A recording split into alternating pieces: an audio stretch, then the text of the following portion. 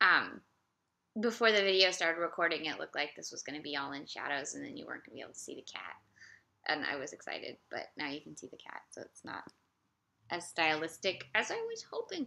Mr. Rochester did not watch the movie with me because I saw a movie in a movie theater.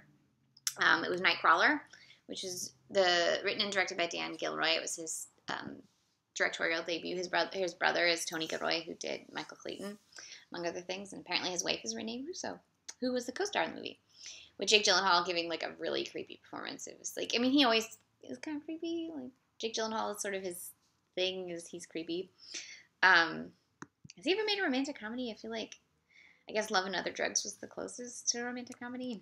I'd like to see him do straight up like Hugh Grant, but try to probably end up being like Ralph Fiennes in that one Jennifer Lopez movie, and it'd just be really awkward.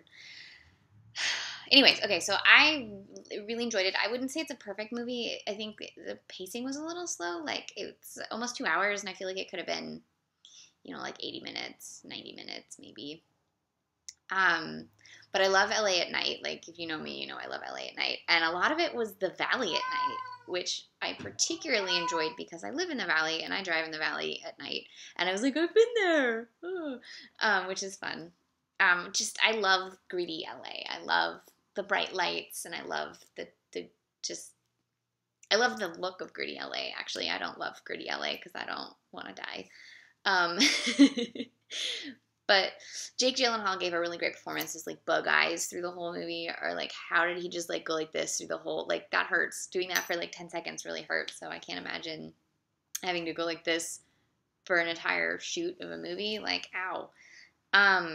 I saw a few people who didn't like the score, and I have to disagree. I thought that it was the proper kind of melodrama for the tone that Gilroy was going for. I think it really worked. Like, did they want like a drive score? Because that was a different tone.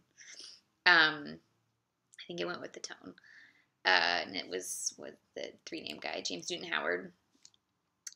Poor Riz Ahmed.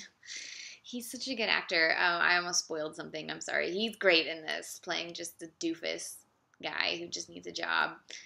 He's one of those actors that, like, I'm really glad they're just letting him do everything from, like, well-suited, attorney to schlub, because he's so good at playing everything. Like, he's one of those guys, like, if he's in the movie, I know he's going to be good, and I can't wait till he just is in every movie, because he's always good. He's just one of that guys. What else about it? Obviously, it has a really great, creepy ass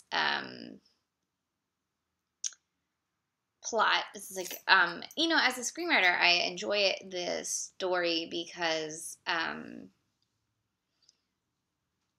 was an interesting story, because you take like a job that is interesting but not very many people have, and which is always, like, you want that, and then you take the best wrong person for that job and stick them in that job, and that creates the conflict, and that I think he achieved really, really well, and then you find the perfect person to play that creepy ass person, and you get Jake Gyllenhaal, and so I thought that was just great. Oh, and Bill Paxton. I almost forgot about Bill Paxton. It's always good to have Bill Paxton in your movie, because he's always good also. So I enjoyed it. I purposefully saw it at 10 in the morning so that I could come out into the daylight and not be freaked out by like seeing this creepy ass LA at night movie and then being out in LA at night and feeling like I was going to die. And I think that was a good decision, because it makes you really uncomfortable. It's a really kind of queasy movie. And I needed some sunshine. So I recommend, that. Unless you really like staying immersed in the creepy world in which you were just a part of for 2 hours. And then I recommend, if you're in LA, watch it at night and then drive around and then freak out every time you hear sirens. That might actually be an interesting transmedia experience.